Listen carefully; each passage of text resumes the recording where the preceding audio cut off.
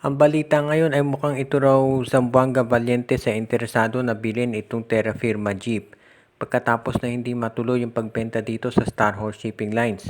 Katulad nung naibalita na natin, mukhang itong Star Horse daw ayon dito sa PPA parang hindi na-meet yung financial requirements para bilhin itong Terra Firma. Pero ngayon ito raw Zamboanga Valientes ang isa doon sa mga teams na tumitingin para i-acquire ang Terra Firma. Ang isa pang team na napapabalita na baka sumali rin dito sa PBA ay itong Strong Group Athletics.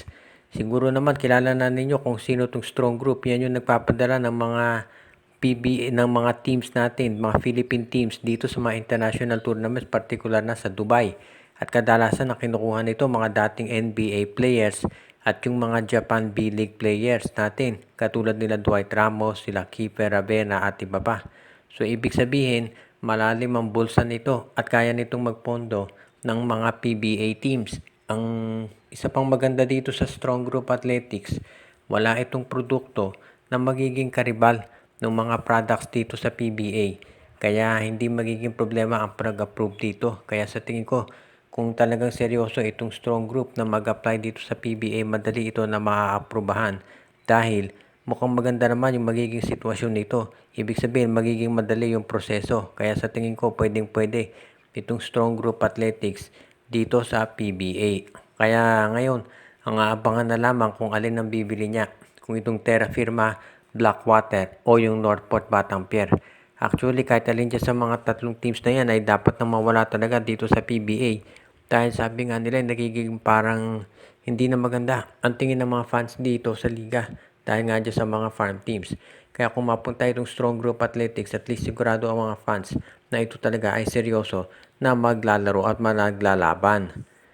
Sa ngayon, ang isa pang balita natin na nasaga pa itong San Miguel Beer daw ay interesado na makuha itong si Javi Gomez de Leaño. Kung inyong maalala, ito si de Leaño ay na-draft yan ng Barangay Ginebra pagkatapos tinread sa Terra Firma kapalit ni Jeremiah Gray. Maganda naman ang nilaro nitong si Javi dito sa Terra Firma pero ito'y nag-request na ma-release para makapaglaro sa South Korea. Naglaro nga ito doon at ngayon tapos na yung kanyang kontrata. Gusto na raw niya na bumalik dito sa PBA. At ang rights nitong si De Leaño ay nandito sa Terra Firma Jeep. Pero alam naman natin na hindi yan magiging problema kung hihilingin ito ng San Miguel. Dahil madali nilang makukuha yan dito sa Terra Firma. So wag na tayong magulat kung ito si De Leaño nga ay bumalik dito sa PBA pero maglalaro yan para dito sa San Miguel.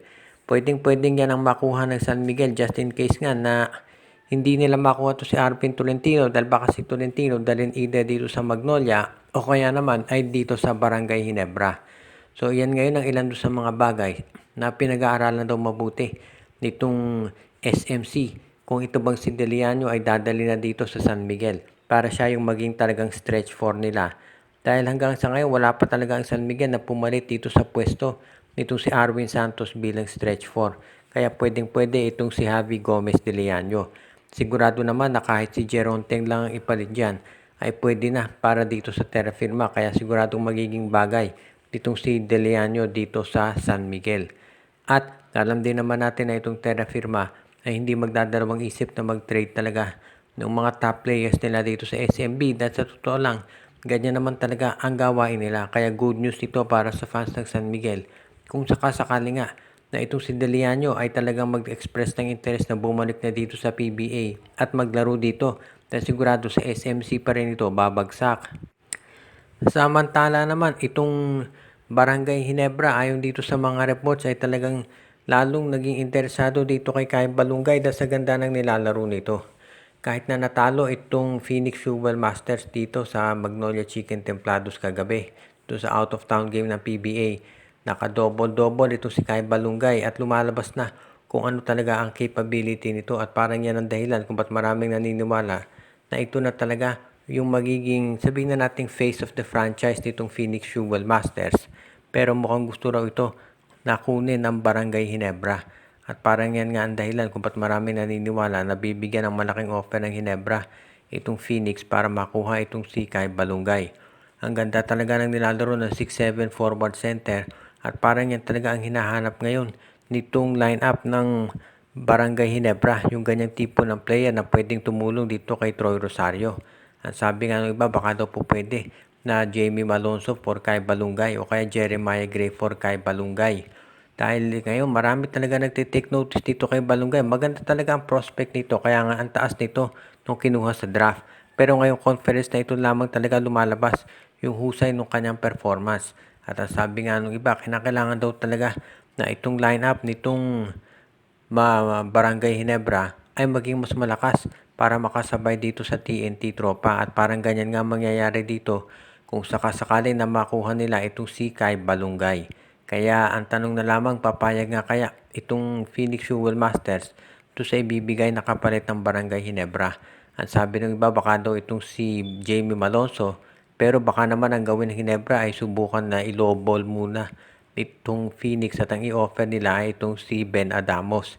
Hindi pa natin natitiyak pero posible na pumayag ang Barangay Ginebra kung sakasakali na ganyan ang offer. At ang huli nating balita ngayon ayon doon sa mga insiders, mukhang ito raw Converge Fiber Excess ay nagre-ready na kumuha ng mga additional point guards para dito sa kanilang roster. At ang tinitignan daw nila ngayon base dito sa mga reports ay kunin itong si Aaron Black mula dito sa Meralco Bolts. Itong Meralco Bolts ngayon, isa pang team yan na medyo nag-struggle at willing daw sila na mag-revamp ng kanilang lineup. Dahil syempre, defending champion yung Meralco at gusto nila na maging mas maganda performance nila dito sa Philippine Cup. So sa ngayon, yan ang aasahan natin talaga na gagawin ditong lineup ng Converge Fiber Excess. Kukumbinsihin na Meralco na tanggapin yung kanilang offer. If ever nga na makuha nila itong si Aaron Black, magiging mas suitable na backup yan para dito kay Jordan Heading. Dahil alam natin na pagbalik ni Heading, yan ang magiging number 1 option ng Converge. Pero kinakailangan pa rin siyempre ng isa pang player na pwedeng maging backup nito. At sa ngayon nga mukhang iyan na, itong si Aaron Black ang nababagay sa kanila. Kaya kung sakasakali nga na makuha nila itong si Aaron Black, sa tingin ko magiging maganda ito para dito kay Coach Franco Atienza. Ito si Black, yung laro niya talaga ay parang bagay na role player dito sa Converge. At pwede nga sila actually magsabay nito si Jordan Heading. Pwedeng maging point guard itong si Black at itong si Jordan Heading naman ang shooting guard. So, pwedeng maging magandang kombinasyon ito para dito sa Fiber Xers. Siyempre, ang Converge ngayon nagre-ready para dito sa matchup nila. Laban dito sa nangangarap ng Grand Slam na TNT Tropang Giga. Siguradong babawi ang TNT pagkatapos silang matambakan ng NLEX nung huli nilang laro. Kaya asahan natin na medyo magiging matindi yung laban ni Coach Franco Atienza at ng Fiber Xers mamaya kontra dito sa team ni Coach Jot Reyes.